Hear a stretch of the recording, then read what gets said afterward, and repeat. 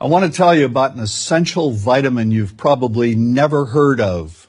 If you're a parent or plan to be one, it might be more important to your child's growth than all other vitamins combined, and only you, a parent, can provide it. I call it vitamin N, the word no. More and more children, I find, are suffering from vitamin N deficiency, and they, their parents, and our entire culture are paying the price. Let me illustrate my point with a story that's quite typical.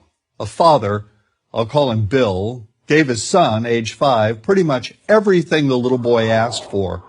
Like most parents, Bill wanted more than anything for his son to be happy, but he wasn't. Instead, he was petulant, moody, and often sullen. He was also having problems getting along with other children. In addition, he was very demanding and rarely, if ever, expressed any appreciation, let alone gratitude, for all the things Bill and his wife were giving him. Was his son depressed, Bill wanted to know? Did he need therapy? His son, I told him, was suffering the predictable ill effects of being overindulged. What he needed was a healthy and steady dose of vitamin N. Overindulgence, a deficiency of vitamin N, leads to its own form of addiction. When the receiving of things begins to generate nothing but want for more things.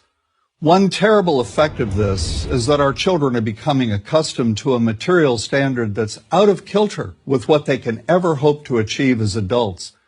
Consider also that many, if not most, children attain this level of affluence not by working, sacrificing, or doing their best, but by whining, demanding, and manipulating. So in the process of inflating their material expectations, we also teach children that something can be had for next to nothing.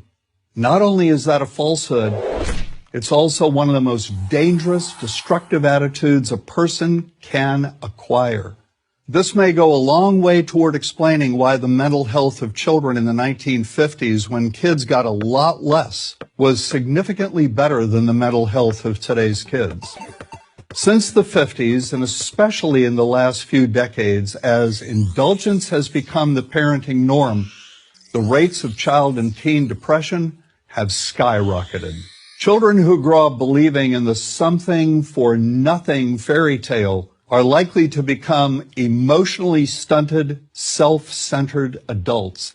Then, when they themselves become parents, they're likely to overdose their children with material things. The piles of toys, plushies, and gadgets one finds scattered around most households.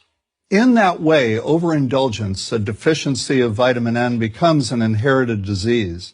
An addiction passed from one generation to the next. This also explains why children who get too much of what they want rarely take proper care of anything they have. Why should they?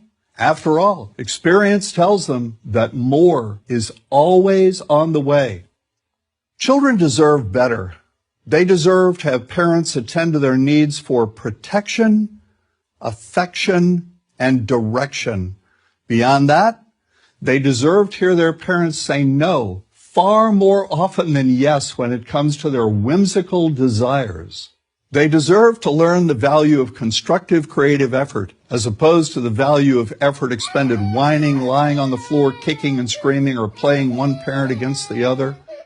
They deserve to learn that work is the only truly fulfilling way of getting anything of value in life, and that the harder they work, the more ultimately fulfilling the outcome. In the process of trying to protect children from frustration, parents have turned reality upside down. A child raised in this topsy-turvy fashion may not have the skills needed to stand on his or her own 2 feet when the time comes to do so. Here's a simple rule. Turn your children's world right side up by giving them all of what they truly need, but no more than 25% of what they simply want. I call this the principle of benign deprivation. No. Vitamin N. Dispense it frequently. You'll be happier in the long run, and so will your child. I'm John Rosemond, author and family psychologist for Prager University.